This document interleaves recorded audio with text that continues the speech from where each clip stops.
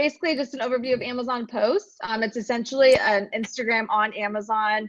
You're able to have a cool lifestyle image with content on it. The cool thing is you can actually link your products as well for customers to shop right off that Amazon post, making it super good for basically conversions. And so you can find these Amazon posts in your storefront. Amazon will automatically add that tab to your storefront. As you can see right here in this screenshot, it's right at the bottom. They automatically add that in there, and that's where you'll see all of your posts. You'll also see them on your own listing, and then you're also going to see them on competitors' listings. Amazon will automatically check out your competitors' similar products, and they'll place your Amazon posts there. Amazon, I was on a webinar with them just basically as they went through Amazon posts. And they basically said that the more often that you do post, the more often you're going to show up on competitor listings and things like that. So they recommended at least twice a week to post or more.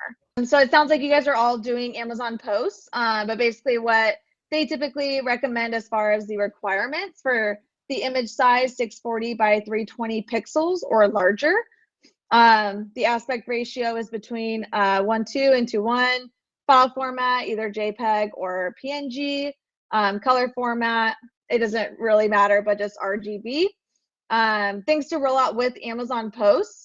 So they really recommend lifestyle images like you'll see here on the right side. They do not accept infographics. They may like one-off do that, but they don't like to have any text in those images because customers are going to be seeing them most likely from their phone and you're not able to zoom in on them. So no words. They may not even accept that. So just lifestyle images like this one. You could even just do like product images if you're wanting to. But we typically see that the lifestyle images do convert better in terms of impressions as well as just clicks to the listing or wherever you're sending them. And then Amazon's webinar, they also recommended shorter captions like you'll see in this graphic here. So something short where they don't have to click read more. Those typically convert well. So I'd recommend doing that. But if you're adding in like maybe tips and tricks, you could add something a little bit longer. I'd say majority of your Amazon posts should have that shorter caption. And then tagging multiple products. So for example, like this one, if they have different variations of sizes or things like that, then you can tag all of those products. You can tag up to 10 different ASINs. So if you have like virtual bundles with that product, make sure that you add that in there so customers can see that. It also offers up more visibility for those bundles as well. And then just basically making it easy on yourself and just take from your current Instagram content. If you guys do have an Instagram for your brand, and just make it super easy just to take what you're already posting on Instagram and putting it into your Amazon posts. You're actually able to schedule these posts far in advance, similar to like how Instagram managers do it. They'll create like maybe 10 posts and then they'll schedule them out so they don't have to do it every day. That's something that you guys can definitely do with Amazon posts as well, which makes it super easy for planning. That way it's not so manual and posting every single day or every 2 days, things like that.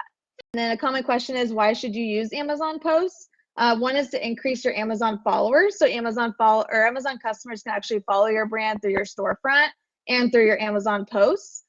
So the more that you build up that Instagram following, you get access to what's called the customer engagement campaigns. It's still kind of finicky on whether you have access or not. I think Amazon's still working that out. But what that customer engagement campaign is basically email campaigns to your Amazon followers. Not much customization you can do there, but basically you can send out an email blast basically to those Amazon followers. You can pick what ASIN you want to target and then add in, I think it's 4 additional ASINs that maybe are similar products or bundles or things like that. You can send those out, and it's going to be sent to those Amazon followers through the buyer messaging system. And they can basically click on those products and shop your products there. You also get free brand exposure. Amazon posts are free, so we definitely take advantage of that. And you can also steal competitor spacing on their own detail pages. The more you post, the more you're going to show up on those competitor listings. But any questions on Amazon posts in general? Yeah, where does the because I scheduled out quite far in advance some posts into September, and some of them actually done really well. They've reached like over 1,000 people in like the span of 3 days. So it's definitely nice. Yeah, and increasing followers too. I noticed on other competitors that they have on their product listings, like it'll show their posts from their brands. How does that populate into your onto your listings? Are you saying like where those posts are going to show up on competitor listings? No, like because I've seen on competitors of mine, they'll have like their whole brand listings like on their page. So is that something we can access ourselves, or is that something Amazon has to do like once you hit a certain threshold or something? Are you talking about like brand story or like brand product collection? Is that No, kind it's of what like, you're pointing to? it's like it's literally their brand posts, and it's a section down below like where the A+ content would be. Yeah. And it's literally just like a section you can scroll through their posts, you know, that they recently have done. So Oh, I see. So yeah, they say like posts for or like more content from this yeah, brand. exactly. That's going to be automatically populated from Amazon. Okay. Yeah. Is it? Yeah. Is So it? it should be on your listing. Okay. Yeah. Because I feel like they're still beta testing because it started out with being only on mobile, those posts showing up. Now they're beta testing putting it on desktop. So it may be that like if you're not seeing the post on your listing detail page, that could be why. But yeah, it should definitely be on your listing detail page. Okay. And then Yeah. how do you access that that email blast? So it's gonna be under if you're in Seller Central, you're gonna hover over brands. Okay. It should be in that drop down called customer engagement. If it's not, go to your brand dashboard and then click on your brand benefits, and it should be in there. Okay. And then if it says like we're working on something cool, that means you don't have access yet. If you do have access, it's going to show you the dashboard for it where you can start creating those campaigns. Got it. We're kind of dealing with that with a couple of our clients that have like hundreds of followers and they still don't have access to that tool because Okay. that's also something that's in beta. We've been trying to create cases with Amazon, but it's not helping.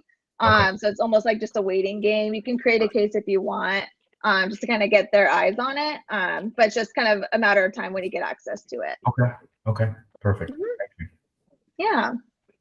I was actually able to reach out to Amazon customer support because I had like about 170 followers and I wasn't able to see it, but I was able to reach out to Amazon customer support and ask them. And within Yeah. 48 hours, they were able to activate it. Great. Yeah. What kind of messaging did you send them? Did you say like, I have, so and so followers. Can I get access to this? Yeah, pretty much that was it. Because if you look at what it tells you on the page is what you need in order to have it. It basically says if you have followers and you post posts, then you should have access to it. And so I just pointed that out.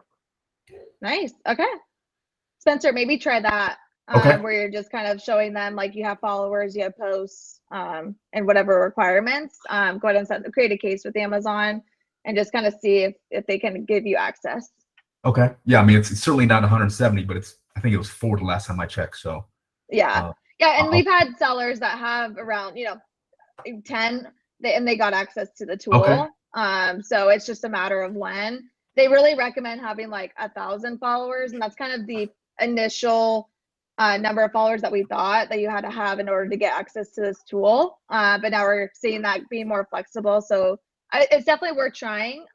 Might as well. You should have access to it. You're a brand registered seller. So yeah, I think it's worth reaching out to them. Okay, will do. Awesome. Awesome. Any other questions, guys, that I can help with? How was Prime Day for all of you guys? It was good, but my spending is way high. For those 2 days or for just the entire month of July? The whole month. Interesting. Yeah, I know for Prime Day or like big events, your keyword bids do go up during that time, just because everyone's bidding on them. That could be a reason. Or just could be like the space that you're in. It could be very, saturated with other sellers going after the same keywords. That could be where you're seeing that spend increase. As far as Amazon posts go, I've been posting them for a while, and I'm kind of out of lifestyle images, and I could pay for some lifestyle images, but I've already paid for a bunch of like social media stuff, which are a bunch of like stock photos and stuff like that don't necessarily contain my product. But I mean, I've seen some sellers that do that. It doesn't necessarily contain a product. It might be a related stock photo. Does that have you guys seen if that has sufficient engagement or click-through rate even without the product in it? Yeah, so for one of our sellers, they don't have a ton of lifestyle images and it was hard to get new ones for them. So we definitely opted into using like stock images that kind of relate, like you were saying, to their product. And we still saw a pretty good engagement rate with just lifestyle images because you're still tagging the product. But just the initial goal is to really get customers to see your post and click on your post to get more information. So yeah, if you're running out of lifestyle images and can't get new ones, I would definitely use like, like stock images, or if you have like just plain product images, you can test that out too. But stock images are good. Cool. Does it also have to be like purely visual? Like some of my social media is just like, it's just like a quote, for example, and it's in big enough text that you'd see it on mobile. So it's not like an infographic. Do they accept those as well? It would be worth trying. From our experience, it doesn't. So, it's not going to suppress your listings or anything. So you might as well just try and submit it, just see if they accept it. But yeah, from our knowledge, those don't really pass. Got it. Yeah. Great. If you guys have any other questions, feel free to reach out to your PPC managers or your client managers with those extra questions.